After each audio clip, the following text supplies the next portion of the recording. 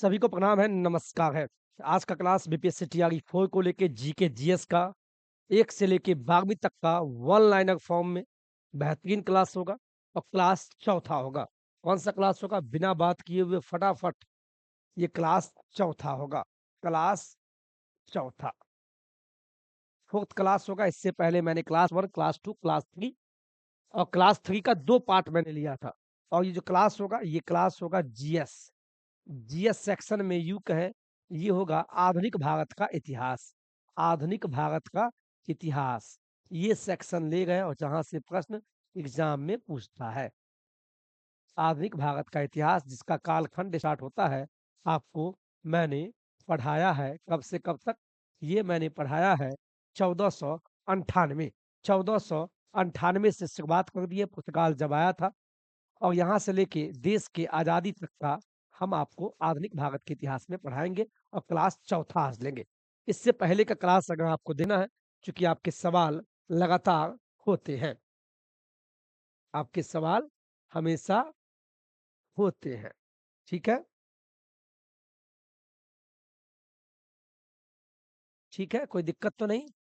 चलिए, कहने का मतलब ये हुआ कि आप नौकरी तक सब्सक्राइब किए होंगे यूट्यूब से, बहुत अच्छी बात है।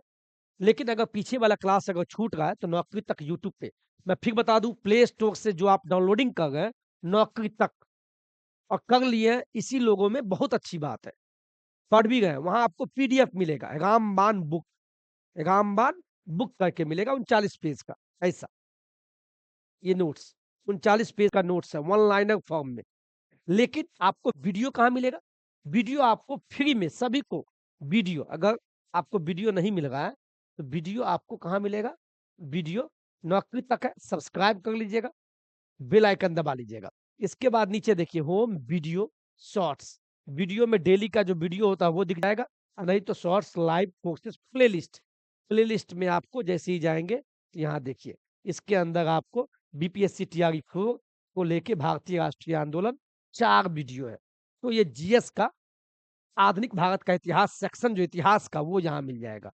और साइंस का मैं प्लेलिस्ट अभी नहीं बनाया हूँ, लेकिन साइंस हम पढ़ा रहे हैं। अगर आप साइंस नहीं पढ़े हैं तो ये भी आप क्या कीजिएगा, चैनल खोल के होम वीडियो में आइएगा, क्योंकि प्लेलिस्ट हम इसका नहीं बनाया, लेकिन बना देंगे।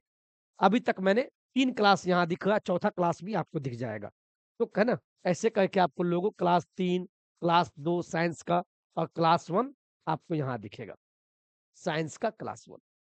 तो साइंस, और आपको हम अभी जीएस में साइंस और हम इतिहास ले गए। ठीक है, धीरे धीरे जो भी होगा भूगोल वूगोल सब पढ़ा देंगे, लेकिन आप पढ़िए, अपने से भी पढ़िए, और इसको हम वीडियो यहाँ दे गए।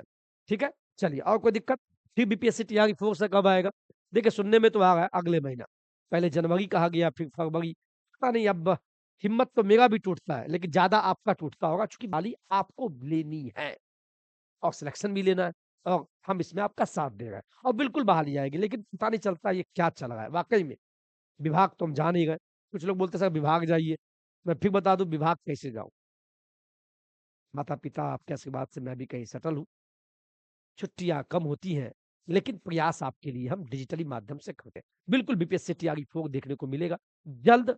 कब आता है ये पता नहीं चल रहा, रियली मुझे पता नहीं, लेकिन आएगा बस, और आनन फानन में जल्दी आएगा। अब पता चला ट्रेन छूट गई, इसीलिए लगातार आप पढ़ते गए। इतना ही आपको सलाह देंगे। ठीक है, चैनल सब्सक्राइब कर लीजिएगा। ठीक है, कोई दिक्कत तो नहीं। अब चलते हैं क्लास को फटाफट स्टार्ट करते हैं। फटाफट पहला क्वेश्चन लेते हैं, इतिहास का, आधुनिक भारत के इतिहास का सूर्यास्त। ध्यान से पढ़िएगा, और जिनको चले जाना है बिल्कुल आप चले जाइए। बहुत सारे लोग सोचेंगे कि नोट्स ले लिए हैं, रखने से याद होगा, बिल्कुल नहीं। जीके जीएस किसी भी नोट्स को कम से कम आप 4 बार कम से कम पढ़ डालना होगा, और मजाक में नहीं। इसको रामायण और सुंदरकांड की तरफ, बच्चे बच्चे की तरफ जबान पे याद होना चाहिए, और डेली बोल बोल के पढ़िए जैसे हम चिल्लाते हैं। पहला सवाल, सूर्यास्त कानून। सूर्यास्त कानून जो संबंधित है, किससे संबंधित है? ऑप्शन 4 होंगे, इसके सही जवाब अस्थाई बंदोबस्त से सूर्यास्त कानून संबंधित है। सूर्यास्त कानून जो आया था अंग्रेज के जमाने में, ये किससे संबंधित है? सूर्यास्त कानून, बोलिए ना, सूर्यास्त कानून अस्थाई बंदोबस्त से संबंधित है। दूसरा सवाल, अहम सवाल, महालवाड़ी व्यवस्था। जैसे ही दिखे महालबागी व्यवस्था की शुरुआत कब हुई? तो बोलिएगा 1819 ईस्वी में halt Holt Mackenzie Holt Mackenzie और मार्टिन बर्ड, ये 2 व्यक्ति महानुभाव थे। हॉल्ट मैकेंजी और मार्टिन बर्ड, इन्होंने 1819 में महालबागी व्यवस्था की शुरुआत की थी। किसने की थी महालबागी व्यवस्था की शुरुआत? बोलिए ना, महालबागी व्यवस्था की शुरुआत हॉल्ट मैकेंजी और बर्ड साहब, मार्टिन बर्ड ने 1819 ईस्वी में 1819 ईस्वी में 1819 ईस्वी में महालबागी व्यवस्था की शुरुआत इन 2 महानुभावों ने किया। कौन-कौन किया? मैकेंजी साहब और दूसरा मार्टिन बर्ड, 1819 ईस्वी में महालबागी व्यवस्था की शुरुआत की। सूर्यास्त कानून किससे संबंधित है? सूर्यास्त कानून का मतलब क्या है? तो अस्थायी बंदोबस्त से संबंधित है। ऐसे ही तो बोल-बोल के पढ़ना है। और तीसरा क्वेश्चन, सहायक संधि। जो सहायक संधि पद्धति जो शुरू हुआ, ये किसने किया? लॉर्ड विलेज़ली ने। लॉर्ड विलेज़ली ने पहली बार सहायक संधि पद्धति इन्होंने शुरुआत की। आपसे पूछेगा जो सहायक संधि है, इसकी शुरुआत किसने किया? एक नियम लाया कि 2 राजाओं, अंग्रेज और राजाओं के बीच में एक संधि होती थी, समझौता होता था, जिसका नाम सहायक संधि था और इस पद्धति की शुरुआत लॉर्ड वेलेज़ली ने किया था। किसने किया मेरे दोस्त? लॉर्ड वेलेज़ली ने किया था। 3 सवाल आज के आपके बेहतरीन सवाल थे। कैसा क्लास लग रहा है? आप बताते चलिएगा। चलिए, वेरी, वेरी इंपोर्टेंट सवाल। चौथा सवाल लेते हैं आज का। सहायक संधि सहायक संधि को स्वीकार करने वाला प्रथम शासक कौन था? तो हैदराबाद के जो निजाम थे 1798 में इन्होंने पहली बार जो सहायक संधि वेलेज़ली साहब ने लाया, सहायक संधि पद्धति जो शुरुआत किया किसने किया? लॉर्ड वेलेज़ली ने किया था। और शुरुआत तो किया, लेकिन सहायक संध जो संधि था, इस संधि को मानने वाला कौन-सा प्रथम शासक, कौन-सा प्रथम राजा हुआ? तो कहिएगा हैदराबाद के जो निजाम थे 1798 ईस्वी में पहली बार 1798 में हैदराबाद के निजाम पहले शासक थे जो वेलेज़ली के द्वारा लाया गया सहायक संधि पद्धति को मानने वाला भारत का पहला हैदराबाद का निजाम 1798 में प्रथम शासक था भारत का जो हैदराबाद के निजाम थे, इन्होंने सहायक संधि को स्वीकारा। वेरी, वेरी इंपोर्टेंट प्रश्न। ऐसे ही बोलना है। दूसरा 5वां सवाल, सहायक संधि करने वाला प्रथम राज्य कौन था? तो आपको नाम से ही पता है कि हैदराबाद के जो निजाम थे 1798 में पहली बार सहायक संधि को स्वीकारा। और यहाँ दूसरा सवाल घुमा के पूछता है, जो सहायक संधि है, सहायक संधि करने वाला प्रथम राज्य की बात हो रहा है, स्टेट की बात हो रहा है, तो हैदराबाद ही होगा। हैदराबाद और दूसरा राज्य मैसूर था, यानी 1799 में। यहाँ कन्फ्यूजन तो नहीं है। मैंने क्या बोला कि सहायक संधि लागू किसने किया? वेलेज़ली साहब ने। और इसको स्वीकार करने वाला प्रथम राजा कौन था? तो हैदराबाद के निजाम थे। 1798 में इन्होंने पहली बार प्रथम शासक बने, इतिहास रच दिए। लेकिन फिर प्रश्न पूछता है प्रथम राज्य कौन था? तो प्रथम राजा हैदराबाद के निजाम। राज्य कौन था? तो राज्य उस समय हैदराबाद था, तो हैदराबाद आंसर होगा। फिर बोलेगा दूसरा राज्य कौन था जो सहायक संधि को स्वीकारा था? तो पहला राज्य हैदराबाद, दूसरा मैसूर था 1799 में। 1798 में पहला राज्य, प्रथम राज्य हैदराबाद ने अपनाया, वहां के शासक ने, और दूसरा जो राज्य मैसूर था अगले साल 1799 में सहायक संधि को इन्होंने स्वीकार कर लिया। अब छठा सवाल देखिए क्या बोलता है। अवध जो उत्तर प्रदेश का हिस्सा है, अवध ने जो अवध राज्य था, तो अवध की बात की जा रही है। आप अवध अवध ने सहायक संधि कब स्वीकारा? तो 1801 में। वेरी, वेरी इंपोर्टेंट प्रश्न। अवध अवध कहाँ है? उत्तर प्रदेश में है। जो अवध के जो शासक हुआ करते थे, शासक मतलब जो राजा हुआ करते थे, उसने सहायक संधि को कब माना? उसने भी स्वीकार कर लिया अंग्रेज से डरकर। 1801 ईस्वी में 1801 ईस्वी में अवध के जो शासक थे, उन्होंने भी सहायक संधि को स्वीकार कर लिया। ये सहायक संधि क्या था? एक समझौता था अंग्रेज और वहां के उस राज्य के शासक के बीच में। चूंकि अंग्रेज का वर्चस्व बढ़ता जा रहा था, सब राजा डर के जी हुजूर। और भारत में क्या था, फूट डालो राज करो। भारत बहुत बड़ा साम्राज्य था, साम्राज्य जब भी है, लेकिन यहाँ के राजाओं ने चंद चक्कों के चंद इधर उधर के चक्कर में आपस में झगड़े और अंग्रेज फायदा उठा लिए। तो सवाल, सहायक संधि किसने लाया? वुलेजली ने। पहला शासक कौन था? तो हैदराबाद के निजाम। पहला राज्य कौन था? तो हैदराबाद। 1798 में पहला राज्य, प्रथम राज्य जो सहायक संधि को अपनाया वो हैदराबाद था, और दूसरा राज्य मैसूर। 1799 में भी, 1799 में उसने भी वेलेस्ली के द्वारा सहायक संधि को स्वीकार कर लिया। इसके बाद धीरे धीरे सभी राज्य भारत के अंग्रेज के कदमों में चलते चले गए, और 1801 में अवध के नवाब भी अवध के नवाब भी अवध के नवाब भी अंग्रेजों के घुटने टेक दिए। बताओ अभागो, तुम लोग गांजा पीते रहो।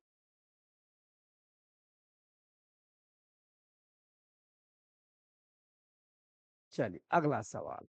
अवध का अंतिम नवाब कौन था? वेरी वेरी, अवध का अंतिम अंतिम नवाब यानी अंतिम शासक, अंतिम राजा कौन था? बताइए ना। तो अंतिम राजा था वाजिद अली शाह। वाजिद अली शाह, वाजिद अली शाह, ये अवध के अंतिम नवाब हुए। अगला सवाल। लखनऊ से पहले अवध की राजधानी क्या थी? लखनऊ से पहले अवध की राजधानी पहले फैजाबाद थी, बाद में लखनऊ कर दिया गया। लखनऊ से पहले अवध की राजधानी फैदाबाद थी। अवध की राजधानी फैदाबाद, बाद में अवध की राजधानी लखनऊ कर दिया गया। लॉर्ड डलहौजी द्वारा अवध का अंग्रेजी राज में विलय 1856 में कुप्रशासन के कारण क्या किया लॉर्ड डलहौजी? लॉर्ड डलहौजी ने क्या किया? अवध का अंग्रेजी राज में विलय करवा दिया। विलय मतलब समझे? विलय मतलब मिलाल, मिला लिया, यानी उसको गुलाम बना लिया, अवध को छीन लिया। अब पूर्णतः अवध का राजा, अवध में कोई नवाब नहीं बनेगा, अवध में कोई राजा नहीं बनेगा। बात खत्म। यानी अवध का अंग्रेजी राज में विलय करवा लिया। जैसे पानी, शरबत पिए चीनी वाला, पानी में चीनी को डालिए, चीनी को मिलाइए, तो क्या हुआ? पानी में चीनी कहीं दिखेगा? नहीं दिखता। इसका मतलब चीनी का विलय हो गया पानी में। तो अवध का विलय अंग्रेजी राज्य में कब हुआ? तो 1856 में। 1856 में कुप्रशासन के कारण लॉर्ड डलहौजी ने क्या किया? लॉर्ड डलहौजी ने अवध को अंग्रेजी राज्य में मिला लिया। कितना अच्छा क्लासेस चल रहा है, बताइए। आधुनिक भारत का इतिहास है, और छठी से लेके 12वीं क्लास वाले, आपका तो 8 नंबर का सवाल आधुनिक भारत के इतिहास से पूछेगा। इसका ख्याल रखिएगा, ठीक है। चलिए अगला सवाल। सहायक संधि, सहायक संधि स्वीकार करने वाला पहला मराठा, महाराष्ट्र, महाराष्ट्र की बात किया जा रहा है, पहला मराठा सरदार, मराठा सरदार मतलब शासक कौन था? तो कहिएगा पेशवा बाजीराव द्वितीय। पेशवा बाजीराव द्वितीय। 1802 में, 1802 में, 1802 में पेशवा बाजीराव द्वितीय, पेशवा बाजीराव द्वितीय 1802 में, इसने भी, यह पहला मराठा शासक था, मराठा शासक, पहला मराठा शासक जिसने, इसने भी वेलेस्ली वाला जो कानून था सहायक संधि को मान लिया। 1801 में अवध मान लिया, 1799 में मैसूर मान लिया, 1798 में हैदराबाद प्रथम राज्य मान लिया। बताइए। अब आता है बेसिन की संधि, ये भी एक संधि था। बेसिन की संधि कहाँ हुई थी? तो 1802 ईस्वी में बेसिन की संधि हुई थी, बेसिन की संधि हुई थी। अगला सवाल। अंग्रेजों का सिंध पर विजय हुआ, अंग्रेजों के द्वारा सिंध पे विजय कब हुआ? 1843, 1843 में अंग्रेजों का सिंध पे विजय हुआ। उस समय लॉर्ड एलन बैरो के समय में, लॉर्ड एलन बैरो के समय में अंग्रेजों का सिंध पे विजय हुआ। तो प्रश्न पूछेगा अंग्रेजों का सिंध पे विजय कब हुआ? 1843, 1843, 1843 में अंग्रेजों का सिंध पे विजय हो गया, यानी अंग्रेजों ने सिंध पे कब्जा कर लिया लॉर्ड एलन बैरो के समय में। कोई दिक्कत तो नहीं मेरे भाई बहन भैया भाभी? अच्छा लग रहा है क्लास? कोई दिक्कत नहीं है।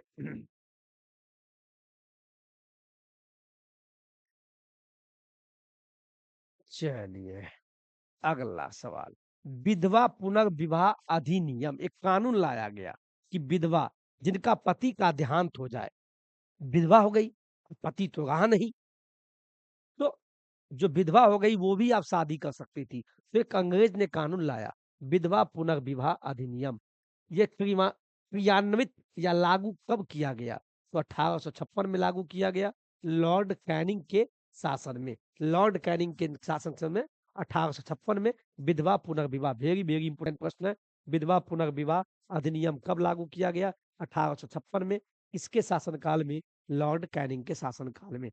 अगला सवाल, 1 नवंबर 1858, वेरी वेरी इंपॉर्टेंट, याद कर लीजिएगा साहब। 1 नवंबर 1858 को महारानी विक्टोरिया का जो घोषणा पत्र था, जो उन्होंने घोषणा किया, उसको पढ़कर किसने सुनाया? तो वही लॉर्ड कैनिंग थे। इन्होंने पढ़ के सुनाया। और ये लॉर्ड कैनिंग कौन थे? ये भारत का प्रथम वायसराय था। ये भारत का प्रथम वायसराय। आपसे प्रश्न पूछेगा, भारत का प्रथम वायसराय कौन था? भारत का प्रथम वायसराय कौन था? तो लॉर्ड कैनिंग था। भारत का प्रथम वायसराय कौन था? लॉर्ड कैनिंग था। लॉर्ड कैनिंग था भारत का प्रथम वायसराय, लॉर्ड कैनिंग। और इन्होंने ही 1 नवंबर 1858 को, जो 1857 की क्रांति हुई थी, जिसमें मंगल पांडे शहीद हो गए थे, उसके बाद अगले साल 1 नवंबर 1858 को यही थे जो भारत के प्रथम वायसराय बने। लॉर्ड कैनिंग ने ही इलाहाबाद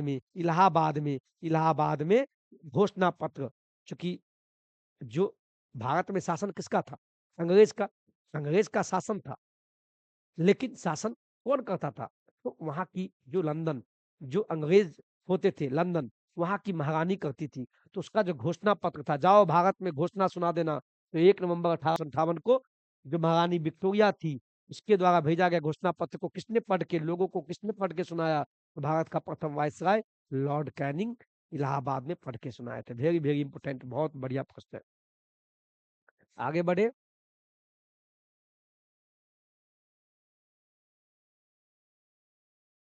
ऐसे ही पढ़ना है साहब। देखिए जीके जीएस आप कितना भी पढ़ लीजिए, एनसीईआरटी क्वेश्चन तो वहीं से आएगा, लेकिन कहाँ से पढ़िएगा कोई नहीं बता सकता है। ठीक है, कहाँ से पढ़िएगा ये कोई नहीं बता सकता।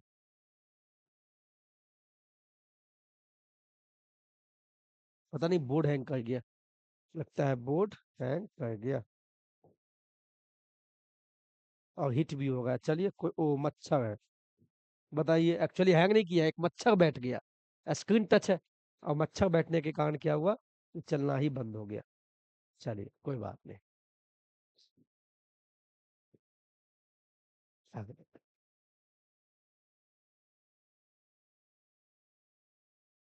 चलिए अगला सवाल, वेरी वेरी इंपॉर्टेंट सवाल। महारानी विक्टोरिया, महारानी विक्टोरिया ये महारानी थी जो अंग्रेज पे शासन, जो लंदन पे शासन करती थी, कौन? विक्टोरिया नाम था, तो महारानी थी। म- महारानी विक्टोरिया भारत की जो साम्राज्ञी, अब भारत की भी सामग्री घोषित कर दिया गया कि 1858 में, 1858 में इनको, 1858 में क्या हुआ, जो महारानी विक्टोरिया थी उनको भारत का अब साम्राज्ञी भी घोषित कर दिया गया। कब? 1858 में। 1857 की क्रांति के बाद 1858 में इनको अब, महारानी विक्टोरिया को भारत की साम्राज्ञी घोषित कब किया गया? 58 में। और इनको 10 साल बाद, 12 साल 15 साल बाद कैसर-ए-हिंद की उपाधि भी 1870 में महारानी विक्टोरिया को दिया।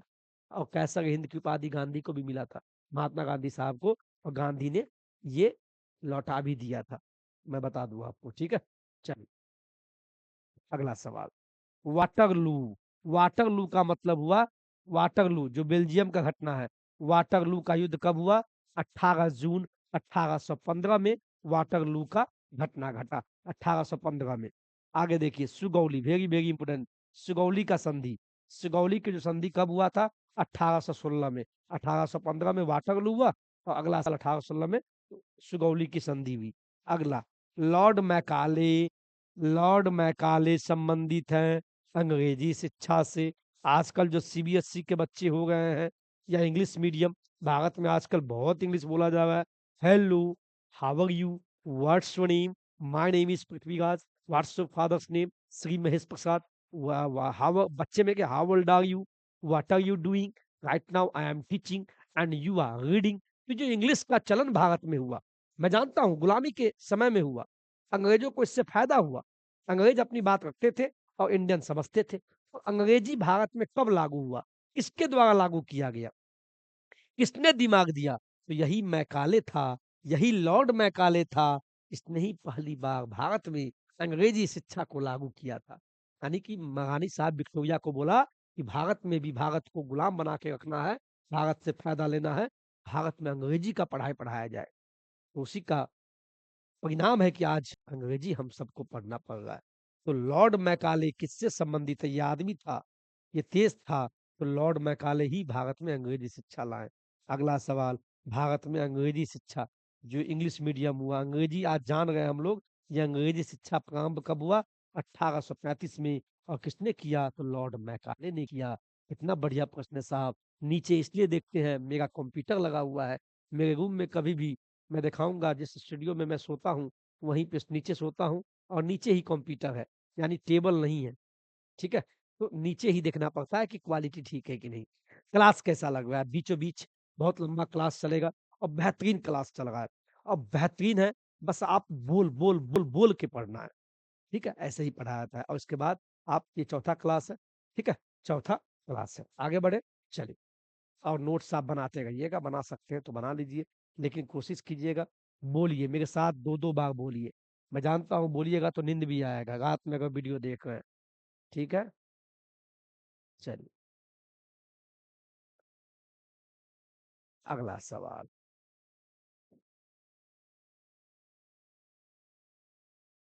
हाँ, इसमें एक सवाल नहीं पढ़े।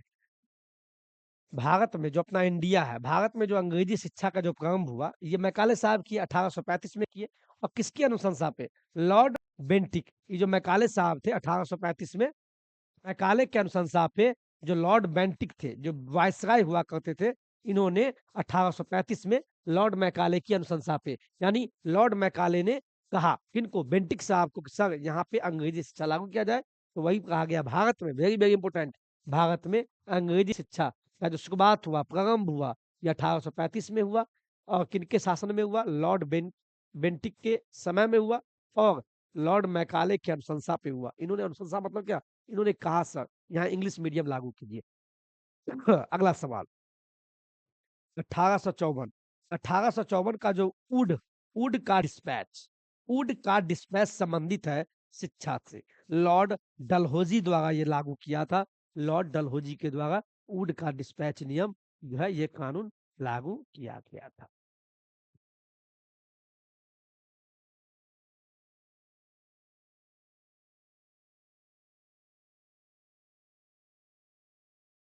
देखिए यहाँ ये लगा हुआ है, भारतीय शिक्षा का Magna carta. Please, very very important. भारतीय शिक्षा का मैग्ना कार्टा किसको कहा जाता है? तो कहिएगा चार्ल्स वुड के डिस्पैच को। चार्ल्स वुड के डिस्पैच को भारतीय शिक्षा का मैग्ना कार्टा कहा जाता है। शिक्षा से यानी एजुकेशन की बात हो रहा है, शिक्षा से संबंधित सैडलर आयोग नियुक्त किया गया 1917 को। 1917 को शिक्षा से संबंधित सैडलर आयोग का गठन किया गया। भारत में प्रिंटिंग प्रेस, मैंने बोला ना इसको प्रिंट निकाल लीजिएगा, आप लोग भी फोटोकॉपी निकाल लेते होंगे कि प्रिंटिंग प्रेस कहाँ से आया, कब आया? वेरी वेरी इंपॉर्टेंट, पुर्तगाल से आया था। तो भारत में प्रिंटिंग प्रेस का प्रारंभ, इसकी शुरुआत कहाँ से हुई थी? पुर्तगालियों ने। और भारत में पहली बार कदम किसने रखा? पुर्तगालियों ने। अगला सवाल देखिए, बहुत बेहतरीन सवाल है ना? और आपको मुझे लगता है कि मजा आ रहा होगा। बीपीएससी टीआरई 4 में भगवान करे पूछ दे, कितना आनंद आ जाएगा, है ना? चलिए, अगला सवाल लीजिए। भारतीय समाचार पत्रों का मुक्तिदाता किसे कहा जाता है? चार्ल्स मेटकॉफ को। चार्ल्स मेटकॉफ को भारतीय समाचार पत्रों का मुक्तिदाता कहा जाता है। भारतीय समाचार पत्रों का मुक्तिदाता किसे कहा जाता है? तो कहिएगा मेटकॉफ को। मेटकॉफ को मुक्ति, मौत से मेटकॉफ, मौत से मुक्तिदाता भारतीय समाचार पत्रों का। अब आता है भारतीय, जो हम भारतीय हैं, भारतीय द्वारा अंग्रेजी में प्रकाशित पहला समाचार पत्र कौन था? कोई भारतीय के द्वारा अंग्रेजी में प्रकाशित पहला अंग्रेजी समाचार पत्र कौन था? तो कहिएगा बंगाल गजट। 1779 में, 1779 में बंगाल गजट भारतीयों के द्वारा जो हम भारतीय हैं, पहली बार 1779 में हम भारतीयों ने ही पहली प्रयास किया कि हम भारतीयों का भी अंग्रेजी में न्यूज़पेपर, जैसे हिंदुस्तान, दैनिक भास्कर, प्रभात खबर होता है ना हिंदी में, तो अंग्रेजी में उस ज़माने में 1779 में ही भारतीयों के द्वारा अंग्रेजी में पहला समाचार पत्र कौन निकाला? बंगाल गज़ट। उस पेपर का नाम था, जैसे हिंदुस्तान, दैनिक भास्कर होता है ना, तो अंग्रेजी में जो पत्र, जो एक समाचार पत्र निकलता था, समाचार पत्र, उसको बंगाल गज़ट बोलते थे। अगला, न्यूज़पेपर। न्यूज़पेपर एक्ट कब पारित किया गया? 1908 ईस्वी में। 1908 ईस्वी में न्यूज़पेपर एक्ट को लागू कर दिया गया था। न्यूज़पेपर एक्ट को लागू कर दिया गया था। क्लास अच्छा लग रहा है मेरे दोस्त? मुझे उम्मीद है आपको बढ़िया क्लास लग रहा होगा। कमेंट अवश्य कीजिएगा, नहीं लग रहा है तो भी लिखिएगा, ठीक है? और आपको लग रहा है कि रट्टूमल वाली बातें हैं, तो रट के ही सही लेकिन पढ़ लीजिए भाई प्लीज़। चलिए अगला सवाल। भारत में भारत में दास प्रथा को अवैध घोषित किया गया वो 1843 में। 1843 में लॉर्ड एलन बैरो के समय में 1843 में 1843 में लॉर्ड एलन बैरो के समय में दास प्रथा को अवैध घोषित कर दिया गया। 1857 की क्रांति आपको पता है ये कब शुरुआत हुई? तो बोलिएगा 10 मई को। 10 मई 1857 मेरठ से। वेरी वेरी इंपॉर्टेंट प्रश्न है। 1857 की क्रांति आप भी जानते हैं, आप भी पढ़ते होंगे। इसकी शुरुआत कहाँ से हुई? तो मेरठ से। कब हुआ? दिन कौन था? 10 मई। 10 मई यानी 1857 की क्रांति कब से शुरू हुई? तो 1857 क्रांति 10 मई, 10 मई की शुरू हुई। अगला सवाल लेते हैं। 1857 के विद्रोह का तात्कालिक कारण क्या था? तो आपको पता है एनफील्ड राइफलों में चर्बी युक्त चर्बी युक्त जो कारतूस था, उसके कारण जो 1857 की जो क्रांति हुई, वो क्यों हुई? उसका तात्कालिक कारण क्या था? जो इतिहासकार बोलते हैं, जो आजकल जो बंदूक होता है ना? उस समय उस बंदूक राइफल, राइफल मतलब बंदूक, उसका नाम था एनफील्ड।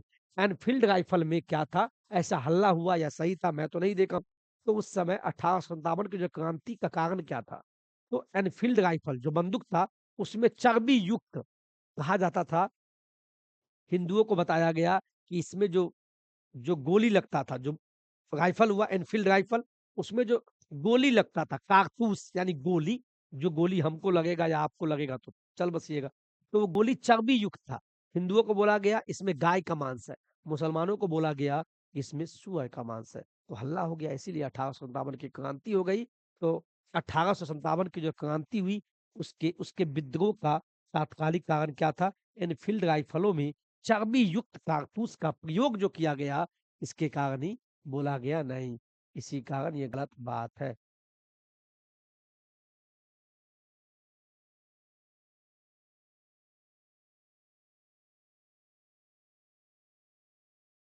चलिए अगला सवाल। चर्बी वाले कारतूस का मतलब बुझ गए, कारतूस का मतलब हुआ गोली। जो बंदूक में गोली प्रयोग होता है, तो गोली कैसा इस्तेमाल किया गया? चर्बी वाला। यानी हिंदू को बोला गया कि इसमें गाय का चर्बी है, अब मुसलमानों को बोला गया सूअर का चर्बी है। तो होगा ही भाई, अंग्रेजों के पे तो गुस्सा निकलेगा ही कि अंग्रेज हम लोग को बेवकूफ तो नहीं बना रहा है। इसीलिए तो चर्बी वाले कारतूसों से चलने वाले एनफील्ड राइफल सेना में सेना में शामिल कब हुआ? तो दिसंबर 1856 में। ऐसे गन जो राइफल आया, एनफील्ड राइफल, इसको कब सेना में, और सेना में हिंदू भी होते हैं, मुसलमान भी होते हैं। दिसंबर 1856 में सेना में एनफील्ड राइफल जो चर्बी युक्त जो कारतूस उसमें इस्तेमाल होता था, उसका प्रयोग कब किया गया? तो दिसंबर 1856 में। अब अगला सवाल। Mangal Pandey, very very important. Mangal Pandey कौन से बटालियन के थे? तो कहिएगा 34वीं इन्फेंट्री के सिपाही थे। ये भी प्रश्न पूछता है। तो मंगल पांडे कौन से सिपाही थे? तो कहिएगा 34वीं इन्फेंट्री के सिपाही थे। तो मंगल पांडे वाले घटना कब हुआ था? तो कहिएगा 29 मार्च 1857 को बैरकपुर में।